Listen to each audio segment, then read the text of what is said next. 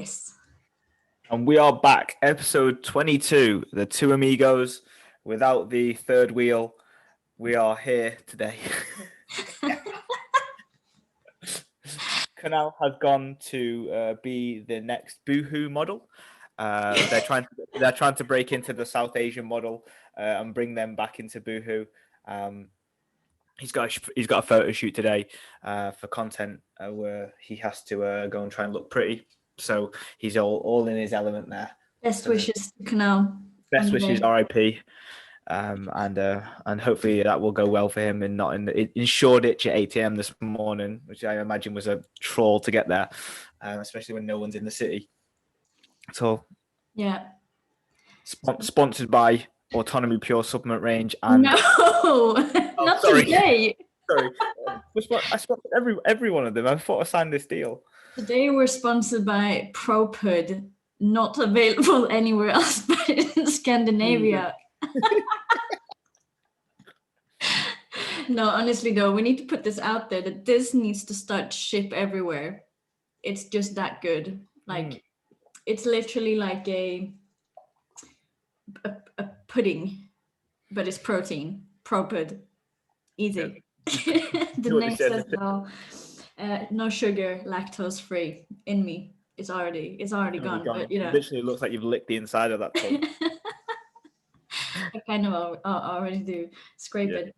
No, it's very similar to the Alpro stuff. I really, really rate the vanilla Alpro. It tastes like custard, and it tastes so thick. It's not even like yogurt. It's just I can't even explain it. It is a dessert.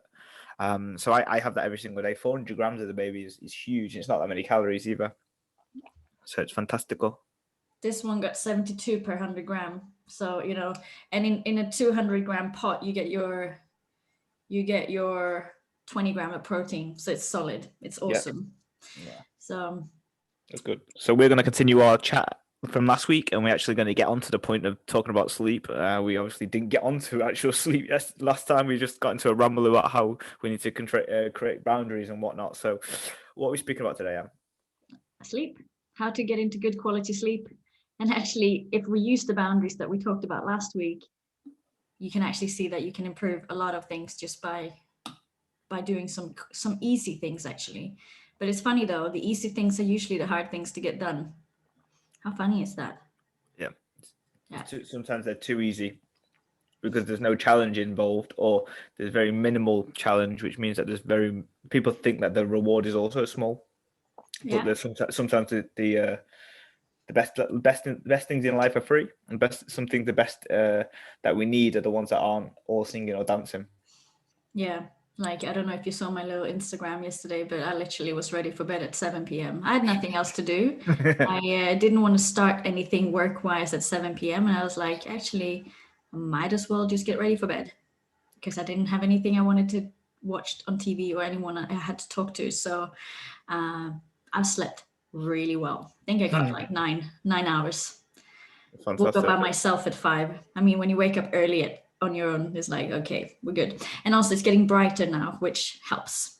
Yeah, massively. Here, I woke up yesterday morning. I thought I was late for the going to train. And I was like, wait a minute, it's light. What's happening here? And we're in that phase now where if it's overcast, it just looks like the winter. But then if it's like clear as it was yesterday morning, I was like, oh my gosh, we're definitely changing the seasons now. Yeah.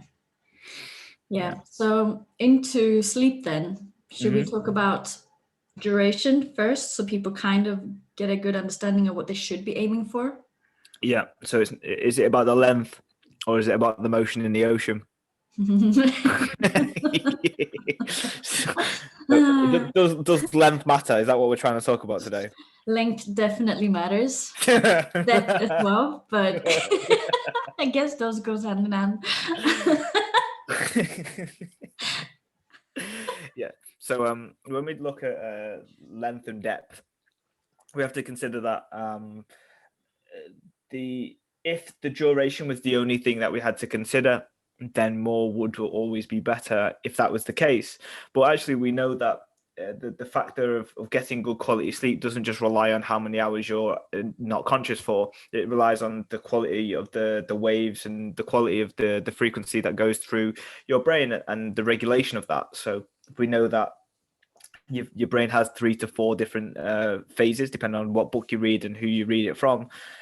And we know that as you go through these different phases, they all have different properties. And with those properties become benefits. So like, ones in which will like reduce your blood pressure and reduce the rate of your eye moving, and the resting heart rate goes down. All of these have massive implications in your ability to effectively recharge for the day after. Because what you're doing is you're building up and building over a day's period of absorbing whatever energy and all these things that are going through the day, stress, anxiety, responsibilities, pressure, purpose, whatever it is.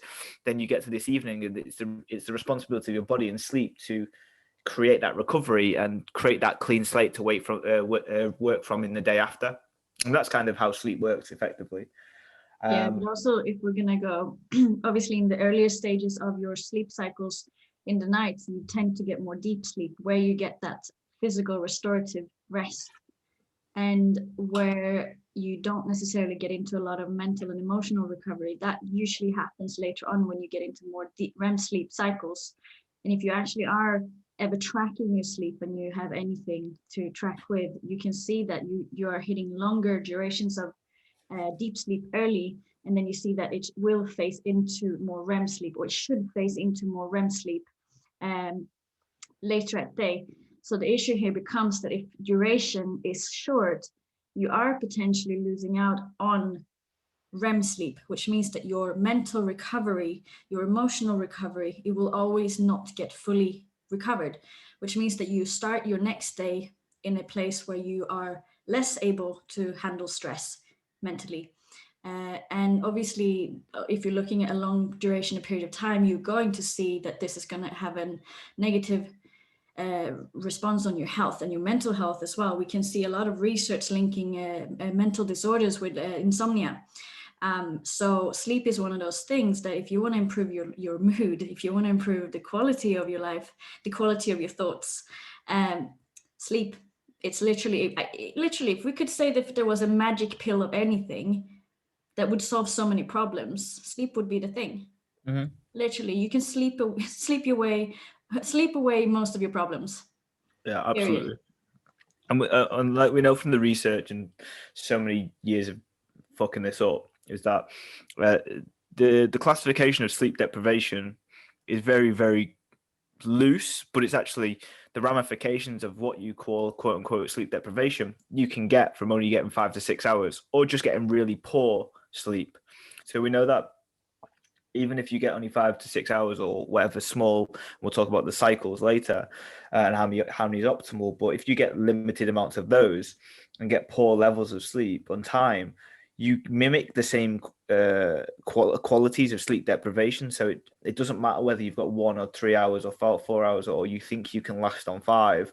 It's like at some point you will mimic this same thing as someone prodding you and staying up completely for 48 hours, 72 hours straight. There's some really good research on that, and they will get the same ramifications. So your ability to, as Emily said, regulate emotions is huge. I know and have multiple clients, multiple years of experience of working with clients, that the ones that go to bed at 12 or 1 o'clock in the morning are the ones that are the most not stable, if I'm being completely honest. And it's like whether the chicken and the egg comes first and you're just unstable or you're not emotionally regulated, therefore then you stay up later because you don't want to go to sleep or you don't want to rest, and that the rest is the issue, and that you can't rest or you can't be in a quiet state of mind, or it's the fact is that sleep caused this, or this kind of aids and abets this kind of combination. I believe it's probably both. Yeah, of course. Those that go to bed at 10, 9:30 or 10:30 and normally the ones that and then get up at something like 6 or 7 are never really the ones that have those factors per se. So once you consider emotional regulation, once you consider the ability to make decisions, that reduces as you go through that process, and then everything all the way down to how you're signaling, things like hunger, digestion, mood and appetite will all regulate differently. You've always had those days where you get poor sleep and the day after you're just ravenous. And if you've never regulated because you think is sugar, coffee. Yeah. And you're like, oh, I just need I just need a hit. I just need sugar. I'm craving this. I'm craving that. It's like, yeah, you are, and your feelings are real, but their impulse are made worse because you're not doing your sleep. Like sleep won't make you less fat in or more fat in the dieting phase, but getting better sleep will make everything so much easier. Like those that can get great sleep don't have to diet as hard, and those that get great sleep or factor it in don't get as Let's many reframe cravings. that. It won't feel as hard Yeah, the feel because the the physiological perception. responses won't be against them. They just won't have the signaling as someone who is sleep deprived, Yeah, which is huge because that's yeah. the one thing that could make it or break it for someone who's sensitive as well. Yeah, if you're one of those people that have to use motivation to get through every single day during a diet because you are always kind of quote unquote hungry or craving, then if you're the ones that are struggling with sleep, then you're making that harder for yourself than it actually is. And I know that during this diet versus maybe 8 years ago when I was definitely working way more back and then working for me like getting in at 11 p.m. at night and then going back into the gym at 5 a.m. in the morning, the dieting at that point was fucking difficult, and a lot of it was because I didn't have sleep, and didn't have enough sleep.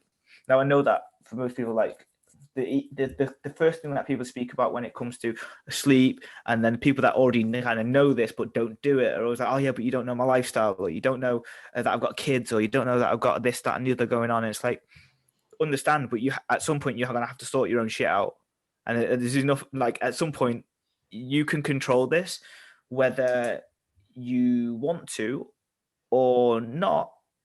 It won't get better until you take action. And whatever you can do, and we'll talk about strategies, I imagine, soon, is that there is something that you can always do, always. Whether you've got kids that wake you up, I was speaking to Em before this call, we had a little catch up, and I went through a period of when I missed a podcast about 3 weeks ago because I thought I had to take the morning off because I was going loopy, but I hadn't had full sleep in 9 weeks because the dog was getting me up every single day, 3 times a night, and that was taking its massive toll on me.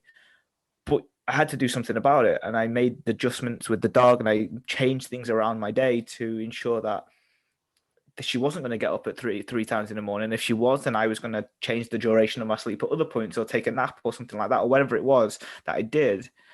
I had to make change, but it was totally on me. But what can we do? Yeah, and I think that the thing to hit on the nail here is that it needs to become a priority. It needs to become either so painful that you hit the wall, which we don't want you to do, by the way. We want you to take care of this before you have to hit the wall, because it's inevitable. At some point, you will, if you don't actually take care of yourself. So it needs to become this thing that becomes so important. It really is what we said earlier. It's the easiest thing you can do is just to shut everything down and go to bed. In practicality, it's like this is all you need to do. But then what happens if it's not important to you? Will always find things to fill your time with, and all of a sudden we spend another 2 hours scrolling or TV or answering emails that could have waited until the morning, and the vicious cycle continues. So it goes back to last week's episode about having those boundaries and actually respecting them enough yourself. And only then will these strategies that we'll share today will actually work for you, because it needs to be a conscious choice Yeah. of, I'm going to solve this now. I want to make my life actually fulfilling because I feel energized all the time. Like you shouldn't feel like you have energy crashes in the middle of the day, needing to have sugar to pick you up and coffee to get you sustained. And it shouldn't be that way. That's not normal. That's normal, but it's common, but it's not normal. It It's shouldn't be that way. normalized, but it's not normal. Exactly.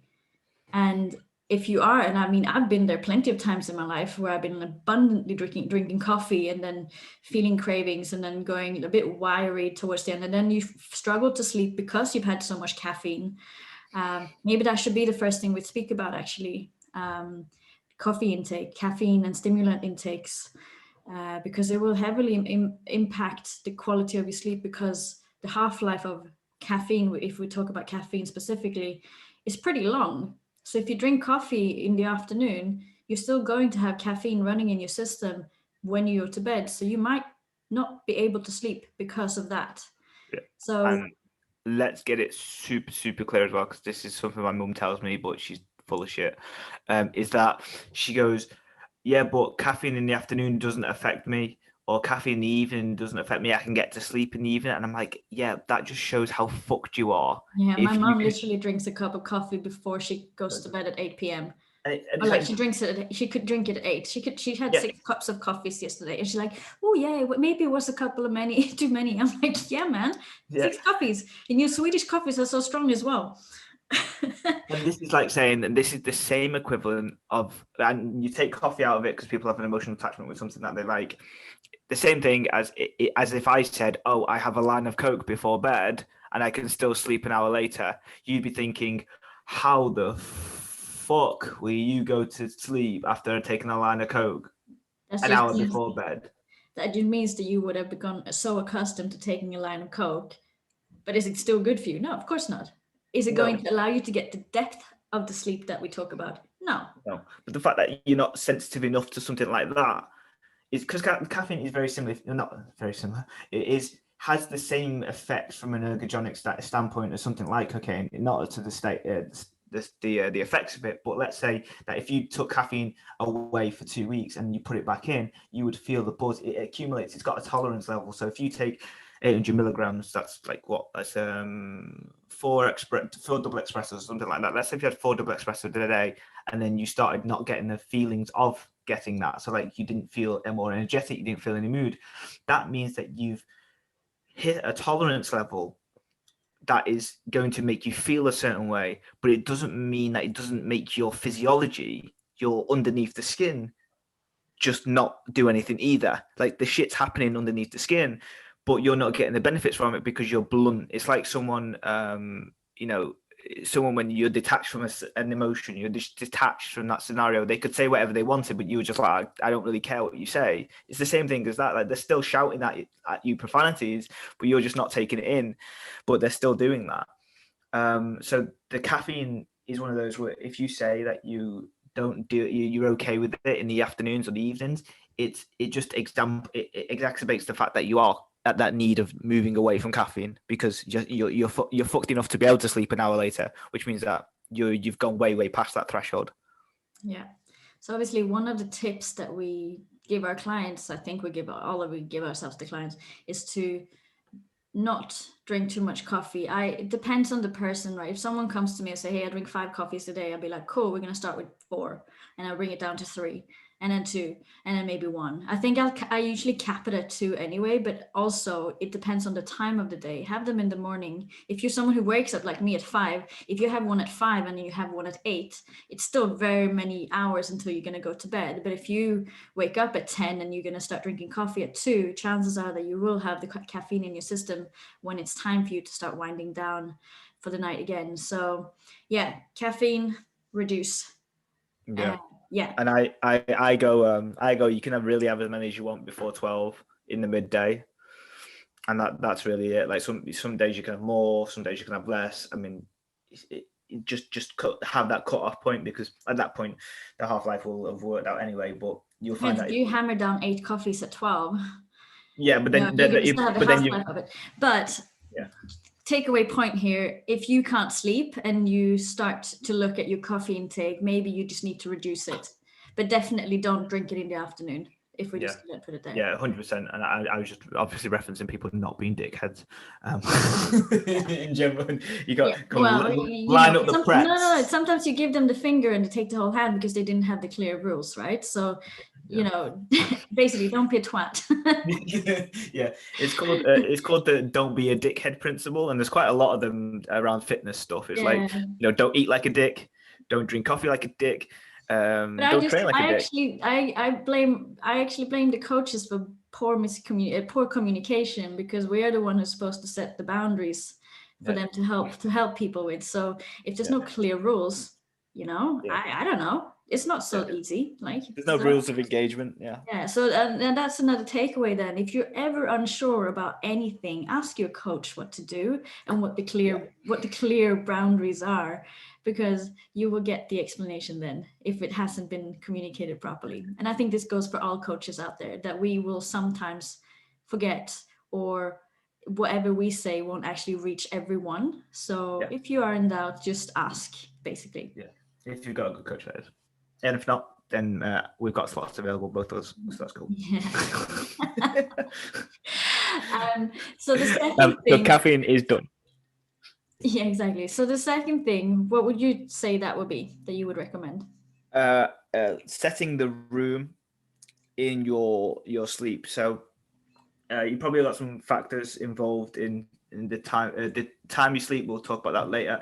But in terms of how good your quality is, like I believe that you should invest in quality as opposed to length to start with.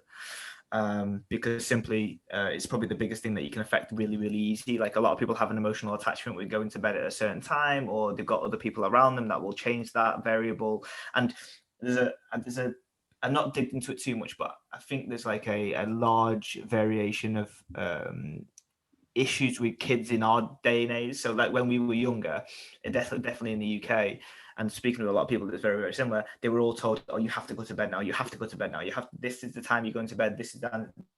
And then over years you get told that you have to go to bed at this time, and it becomes that like same as like when you take something out, like you take carbs out, you crave carbs more. And then over time, you like when you stay up past that boundary, you feel a bit cheaty and naughty, and it feels great. And a lot of my clients have like, when you start saying to them, why aren't you going to bed at this time? Why are you like wait until 11 or 12 to go to bed? And they're just like, well, because I can. And you're like, okay, well, where did that start from? But anyway, once you can control that, that's fantastic as well. But depth is that we know that the ability to get into deep sleep regulates on a few things through your nervous system, and then just the environment that you're in as well. So I think the easiest way to make a better environment is to spend a little bit of money on investing in your surroundings. So ensuring that the bedroom is cold is fantastic. As you go through one of your sleep stages, which we don't need to tell you which one it is, but effectively when you go through one of the sleep stages, you will become not as great at regulating your temperature, so it may rise, and you don't want to be as hot, because that will leave you flustered and then more stress and all that type of heat. Whereas actually then you want to be like slightly colder so that you can slide into that deeper sleep. So even if it's the likes of like your partner or someone else likes a really, really hot room, you can do things where your side of the bed is cold, and you can also like do things like having a little cold shower before bed, like just patting you down your face to make yourself a little bit colder, and that'll help you regulate sleep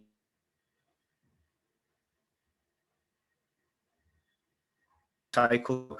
If you focus on being cold at the beginning, it normally lasts through the night as well. Though, interesting fact here. If you take a cold shower, your body's going to start generating more heat. So actually, if you want to get colder, you need to take a hot shower, because then your body's going to downregulate, and it's actually going to try and manage the heat by actually having you sweating. I'm not saying that you need to, but it's actually a really cool thing. So maybe not a cold shower, but a warm shower, maybe. And also, if we're looking at that's actually going to calm you down as well. Yeah, that's very true. Very true. You wouldn't have the stress response of jumping into a cold shower. That's true. So, yeah. But to be fair, the ones that I've always done have always started hot and then finished a little bit cold at the end. So it's not like a cold one, but it's exactly how you said. What else? So once you've done that, you look at the other person that's in the bed. Are you using stuff like a pregnancy pillow or stuff like that will help you have better quality sleep? Have you got good cushions? Have you got good pillows? Have you got a good duvet? Is it the summer and you're trying to use a winter duvet? Have you got a winter duvet in the summer or summer duvet in the winter? Like things like that will happen massively.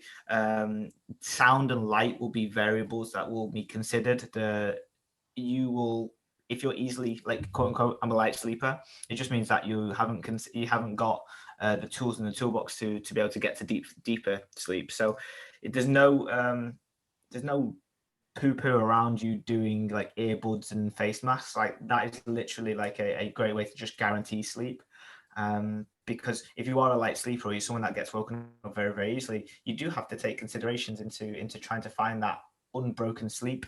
So whether it is a face mask or an earbuds or whatever your kind of chosen choice of things are, they're going to help massively, especially if you're sleeping with someone else that's a snorer or a wriggler.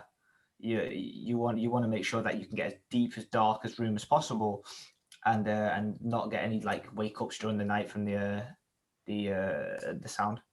Yeah, that's why, because I just came back from the south of Sweden, and I was staying in a stone house in the basement, and I slept so freaking good because it was cold, it was dark, there was silence, and I just literally every day I woke up and I was fresh. It was absolutely incredible, but it's so powerful to actually making sure that the environment is as optimal as you can get it. Of course, you're not always going to get it 100% right, but it's again coming back to like what can you do. Maybe you're living by a noisy street. I used to have a pair of molded earplugs. I didn't get them for the sleep, but I used them when I was sleeping. Oh my God, you don't have to have like the most uncomfortable thing. You can get things custom made for you if you have the money. One thing to say, what you mentioned here about like having different sides of the bed as well. I know there's something called a chili pad. I think it's called a chili pad, Yeah. which is basically where you can regulate the temperature on your side and your partner can regulate his or hers temperature on his or her side. And that way everyone wins, because that's the thing, right? When you have to fight on who's going to win. Yeah, so basically, if we're going to make this really simple, make your bedroom as much cave-like as you possibly can make it, taking away light, sound, and heat. And what I usually say to my clients, the bed is just for sex and sleep. You do not watch TV. You don't argue, because the thing is as well, if you bring in drama into your bedroom as well, chances are that that's going to be triggering you to feel things at some point. So if you're always arguing in your bedroom, it might actually affect your sleep, because our brains are so freaking amazing to start putting two and two together. And so, yeah, that's usually something I say, though. Make sure that it's just sex and sleep, because the rest you can do somewhere else. Yeah, and even the sex you could do somewhere else if you wanted to get a bit freaky. Yeah, I mean, of course. The sex you can do at any part in any way in your home, but you can't do sleep on anywhere else. No. Yeah, you can't sleep on the kitchen table. I mean, you probably could if you were that if you get so sleep deprived at some point, I promise you can sleep on the kitchen table, but we don't want you to. No. So once you factor those, what's next? So obviously it's going to depend on each individual, I think, after this, right? Because after this, it's going to really be, can you sleep in, like, if you solve these two, you're good. If you don't solve it with these two, we have to look into what happens. And usually it's when we have to go and look at, do you have a bedtime routine? Do you actually wind down at night? Because if you're going from stress straight to the bed, there is going to be a lag time before you actually can get into a calm state. You can't just, this is what I don't know. I don't necessarily recommend people to do like HIIT training at night, unless it's what they love doing and they've always done it and it works for them. But for most people, I wouldn't recommend them training just before they're coming home and going to bed. For that reason, that you're going to have elevated blood pressure and heart rate and everything else, and it's going to take some longer time for you to come down. Yeah, what would you do? I would say having some form of bedtime routine where you actually cut off phones. I think that's a massive thing. We talked about it last time. Yeah. Put your phone down at some point. Ideally like an hour in advance, if not more, but like, or even if it is half an hour, again, it doesn't have to be so anal, but the fact that you have now I'm getting ready for bed, it's like you're priming yourself to the rest that you're going to get. And everything that you can do from there is going to be super, super beneficial. So screen time away, depending on the clients, right? But some people have to wake up and pee a lot. So it might be a matter of like, don't drink too much before you're going to bed.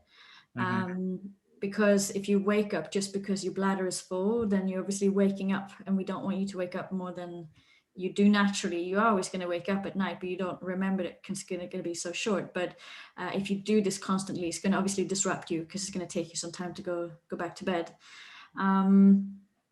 What else?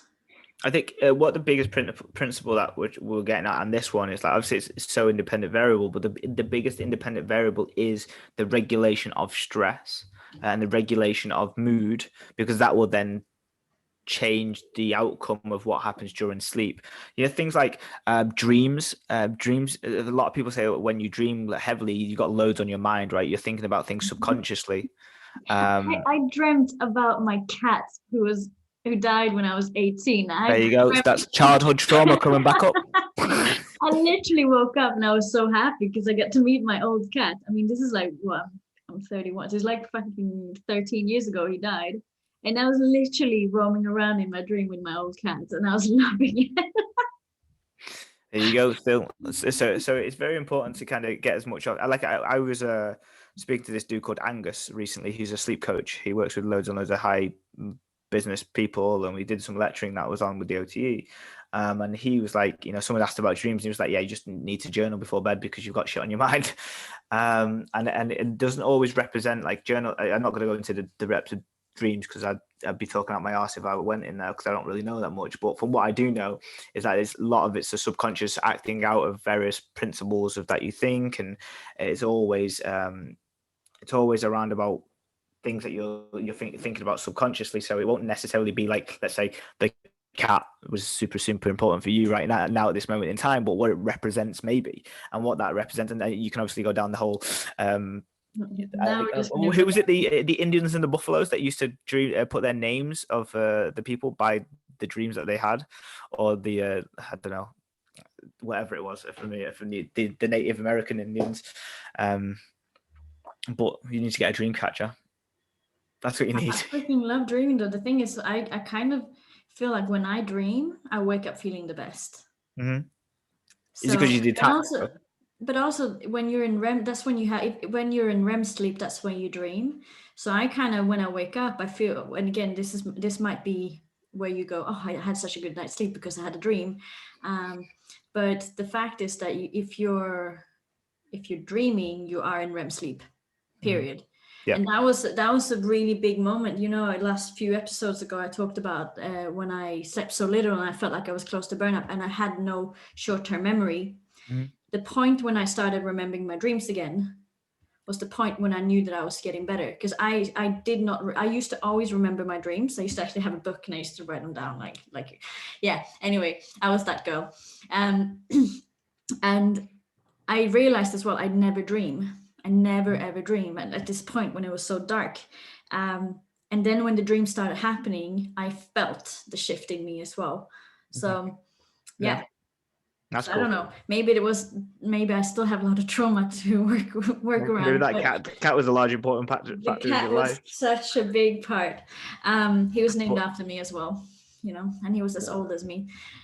But what we're trying to say before I went on that tangent was that your nervous system and the way that you relax and your mood will influence those factors. So we'll go into the eye stuff and the electronics later, which are before, as everyone does. We'll just talk about the way that stimulates your inability to sleep. But in a stress ability, all of your sleep is regulated by your nervous system. Anything's regulated by your nervous system, and therefore, to get into those deeper stages of sleep, you can't be in a fight or flight mode, or you struggle to get there if you're in a fight or flight mode, which you won't really realize even if you're going into the evenings until you actually stop and take stock. You can go, like I've done it before, where you go from laptop to food to TV to bed without actually switching off. There's no stop. Like, even though you're watching TV, you're just distracted from the way that your thoughts are. It's not a relaxation, it's a detachment.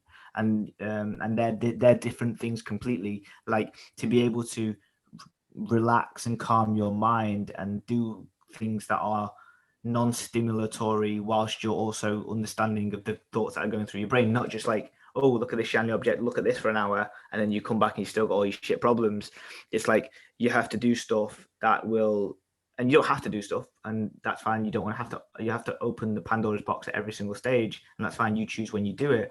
But the reality is, if you come from work to eat, to shit, to go to bed, or watch TV for an hour, it's a distraction rather than a unwinding. Like, you think it's unwinding because it takes your distraction away, or it takes you out of the place that you are right now, but that doesn't solve or create a better, stable understanding and mindset of the feelings that you've been feeling throughout the day and whatnot. So you almost need something that is, yes, it's a distraction. Yes, it's something that is allowing you to kind of calm down and chill.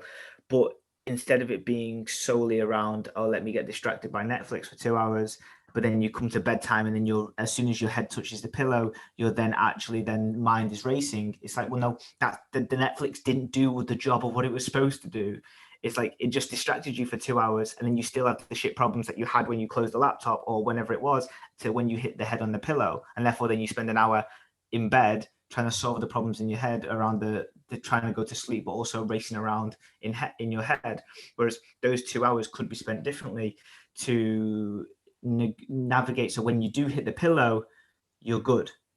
And I think that's what that's probably the differential between, you know, what we say is like put your phone down and do some stuff versus those that will do the normal evening, which is, you know, 90% of individuals, because social, what people do socially and what people do is socially acceptable, right? As you mentioned before, it's like that common versus I forgot what you said, but like Normalized, but normalized. Yeah, normalized is finish work, eat some food.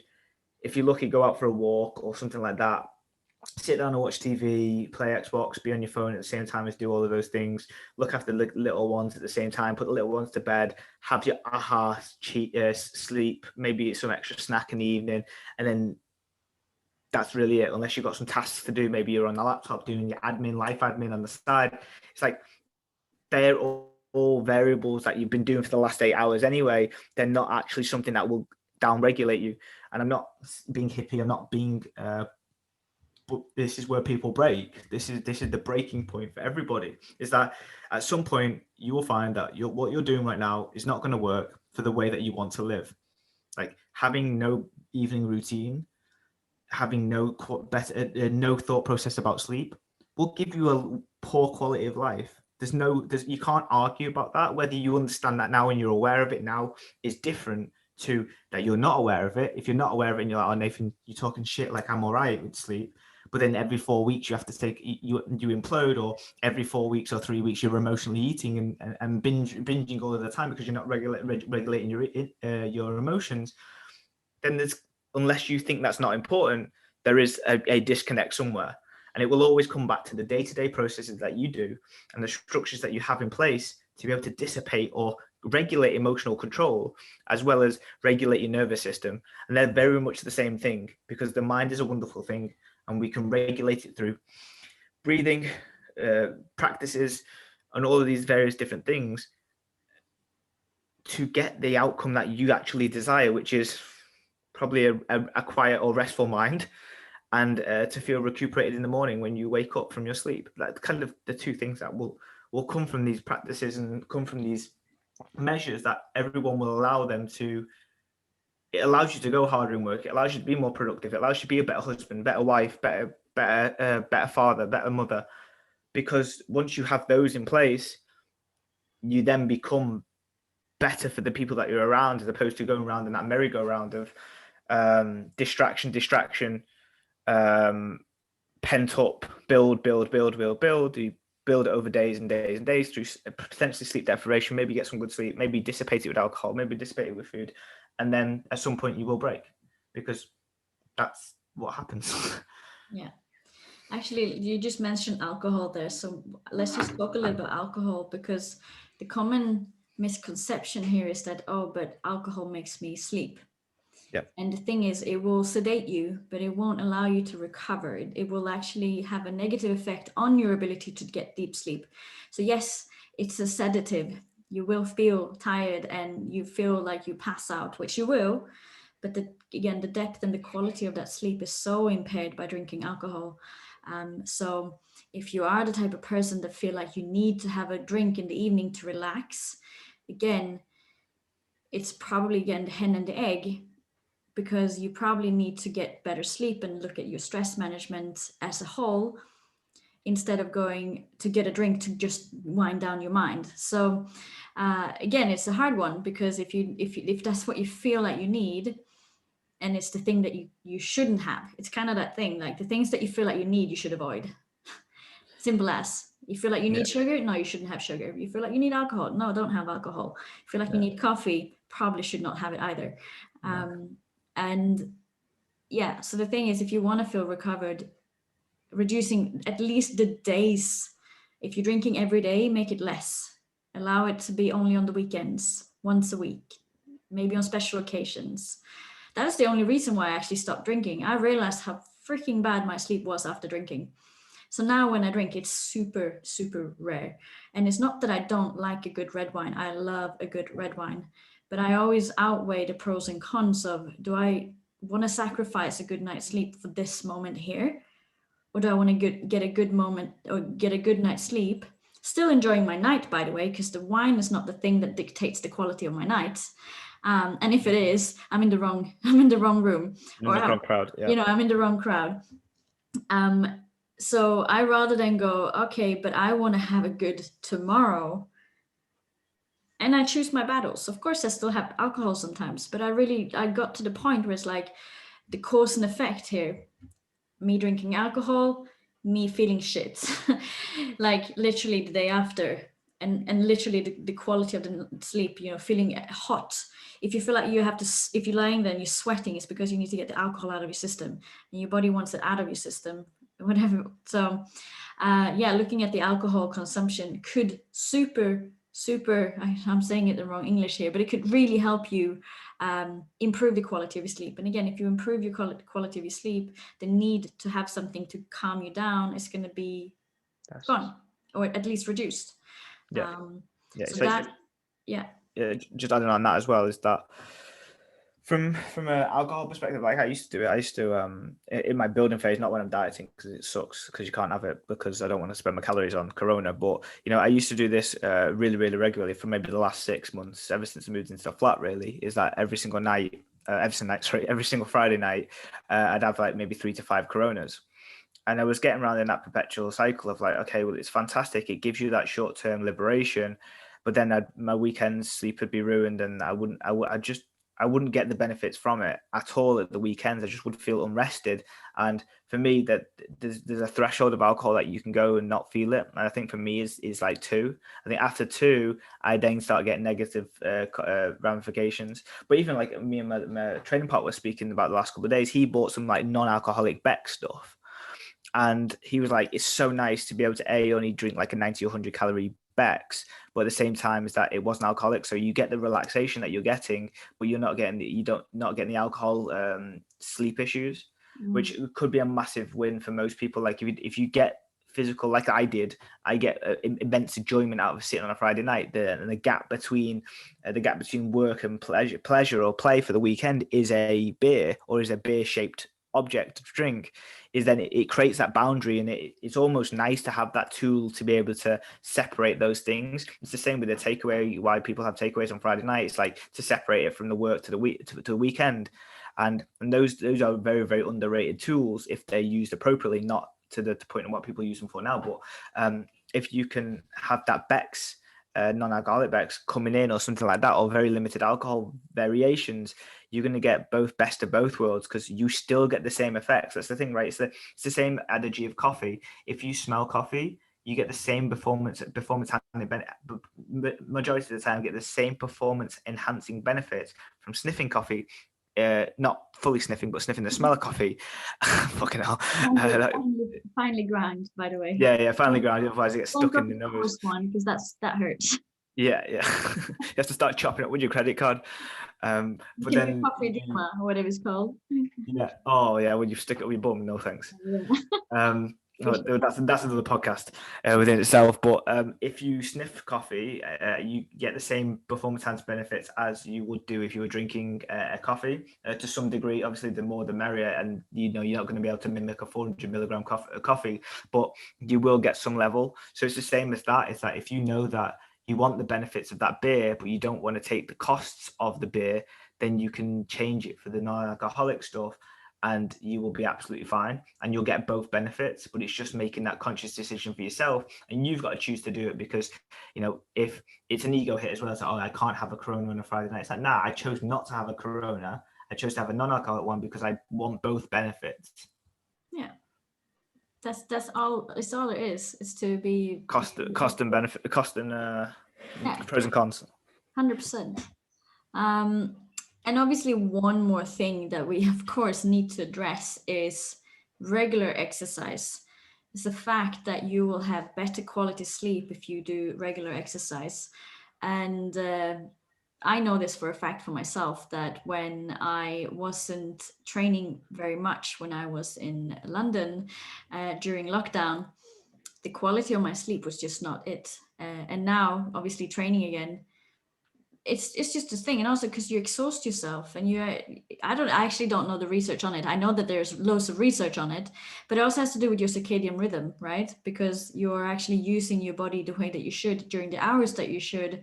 Um, it's going to help you sleep better, period. And it's going to, if you're looking at purely your circadian rhythm, if you can take care of that, which is your wake, sleep, and eat clock and shit clock, we can say as well, right?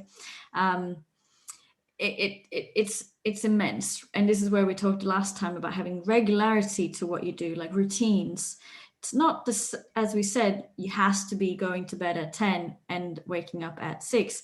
Give yourself some leeway, but making sure that you try to actually have some form of routine is the best thing you can do for the quality of your sleep as well. Because if your body is always in a state of guessing when it gets to sleep and being disrupted, and if you're feeling super tired and then you stay up way later just because, you're going to just make it feel like it's jet lagged, basically. And I don't know if you, well, you and I both, Nate, have done our fair shares of long hauls, and it's just not a nice feeling. You wake up, you're feeling groggy. Your entire body is going to feel tired. You like this, you can't actually produce the quality of energy in your body as it is. Like, I don't know, the hangover feeling without actually having alcohol. Yeah, not worth it. Then you might as well have the 6 Coronas. Yeah, true. Very true. The circadian rhythm is a wonderful thing. It's effectively your body's clock of distinguishing when it is time to sleep, when it is time to go to bed, and it's all regulated by the sun and the sunshine that goes into your eyes, and then also then obviously the dark that comes in the rest of the day. So we do have to take into consideration that those will change throughout the year, like, you know, the whole, what's it called, the winter, seasonal something disorder, where people, like, you know, Disorder, sad. yeah, yeah, when it's like you change the time of day that you wake up and stuff like that, because you are now in a darker phase as opposed to waking up when it's light, which then changes how you feel and your mood. Like that, in essence, is what most people have 365 days a year, because they're constantly maneuvering the times of day that they wake up and what times they're going to go to sleep. Like, there's nothing wrong with setting a time that you go to sleep, and I'm huge on this. It's like, if you set a time that you're going to wake up at 7, but you choose one day to wake up at 6:30 or the other day wake up at 7:30, it doesn't matter. It doesn't matter. That's great. Within a 45 an hour window, you kind of all right. But it's when you go from Monday mornings being 6, and then Wednesday, you know, potentially you're not starting work till later, you get up at 10 or 9, and then you go to bed at 1. I think it's more so the bedtimes that really screw you. Like, oh, you know, Thursday night I'm a celebrity on, so I'm just going to stay up till 12, and then the next day you're super tired at 9, but then you push through because you don't want to go to sleep at 9. You think it's crazy that people go to sleep at 9 o'clock on a Friday, and then you end up pushing through to 12, and then you're more fucked the day after. So it's more almost like you have to choose your poison and pick where you're going to have that. What does good look like for you? What does good sleep for you work like? And you won't really understand it until you actually take into consideration those controllable variables. Like, I know that in most households there's more than one person to take into consideration. That's absolutely fine. But for the most part, I've worked with hundreds and thousands of people now, and it's people will go to bed between the hours of 10:30 and somewhere about 12:30. Those that kind of live alone, that generally go to bed later, apart from the people that are conscious, because they like kind of had that loneliness. They kind of stay up and stay connected because they have that. They're always on the phones or whatnot.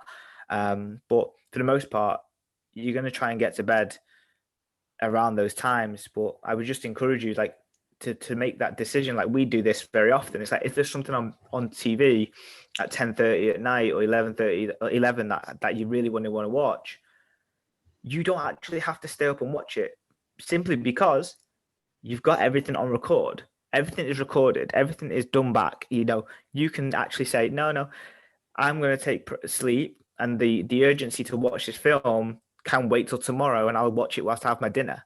because I normally don't watch anything on a Wednesday night anyway, and it was Tuesday night, right? Apart from football, which football finishes at 10:30 anyway, you can just go to bed straight after that. But like the whole idea of needing to watch something because it's live is gone. It's gone completely, unless it's a live event that you want to take as a stock. You know, you don't watch New Year's Eve back on. The rule. That's the point. You know, also you might be invited to a party on a weekend. Like, yeah, it's the exception of the rule, but what do you do with the rest of the days? Yeah. That's the thing that matters. It's not about being perfect all the time. It's about being as good as you can be all the time and then break the rules. But it's like, Yeah. you can't break any rules if you don't have any.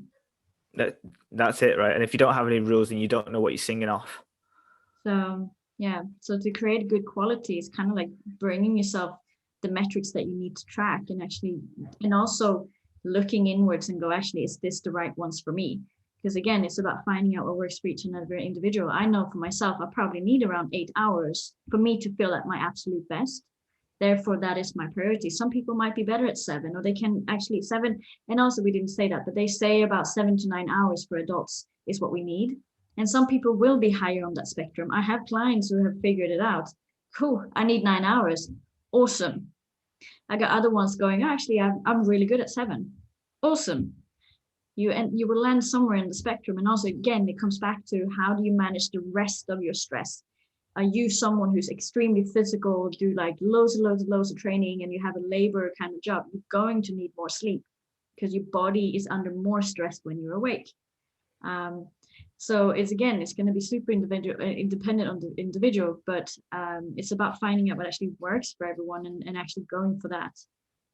That's it. Yeah. And if you have kids, Yeah, give them boundaries as well, or let them stay and play in their own rooms and go like, cool, you guys, you sit in the room, go to bed. Yeah. That's what my mom did. I remember I had like go to bed at 7, I think, when I was young, or 8, 7, and then I know at some point I would like be playing in my room, but then I would go to bed when I was tired. Yeah. But I was quiet, you know, maybe, yeah. So anyway, that was me, me on the tangent. But any final words? No, yes. It unfortunately for most, this information will only be useful when you take it into consideration as a priority. It doesn't have to be top end of the priorities, but when you're managing time management, structure, and trying to get the best out of it, because ultimately if you don't want to feel like shit, this is something that you have to consider. Like if you feel like shit every time you wake up in the morning, you have an option of that. That is the option that you are choosing not to do anything about. No one else. I wake up sometimes feeling shit because I've stayed up a little bit later. I've accepted that sometimes, but also I've done lots of things to make mine better, and then you have to do that, and that's the constant evolution of taking that responsibility. So whilst you can wait for this to happen, I would definitely encourage you to just put some of those small practices in play, even if it's from a case of just having a bedtime, even just a case of having a better room environment, and ultimately you're leaving feelings on the table. You're leaving, let's say if you're dieting right now and you find it difficult to sleep, difficult to manage because you're too hungry all of the time, or you're craving more, or you're emotionally unstable and you're eating loads of crazy food, then go and sleep more. Go and spend another hour in bed. Go and regulate your emotions. Go and sleep 9 hours and see what happens. Guarantee you'll be feeling better. Yeah, 100%. You? I think you covered most of it there. But as you say, it's everyone's responsibility to do the best they can, and also don't neglect the power of improving. It's not about becoming perfect overnight. It's about doing one thing at a time that will help you improve. So if you sleep 5 hours a night right now and you can make it 5.5, awesome. Then how can you push that to 6? Then how can you get that to 7 eventually? So sometimes it's not about going from 0 to 100 straight away. It really is about the small millimeter shifts that you can do on a daily basis.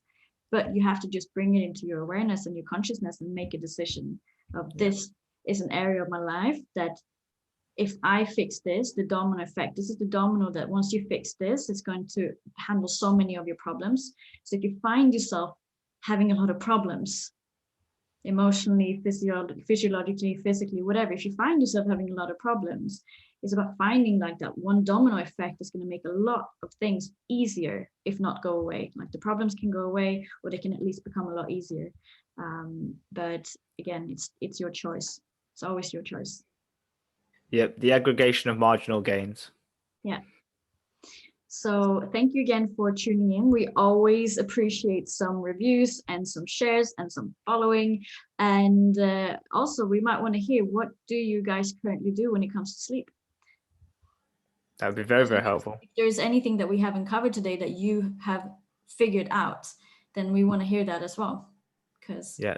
we're all here to learn, right? So Yeah, and it's never always a static thing. It always changes as you go through the process, right? And like what works for you now may not work for you in 6 months' time, because the environment changes or the situation changes. So if there's things that you like to do and you find it really works for you, let us know.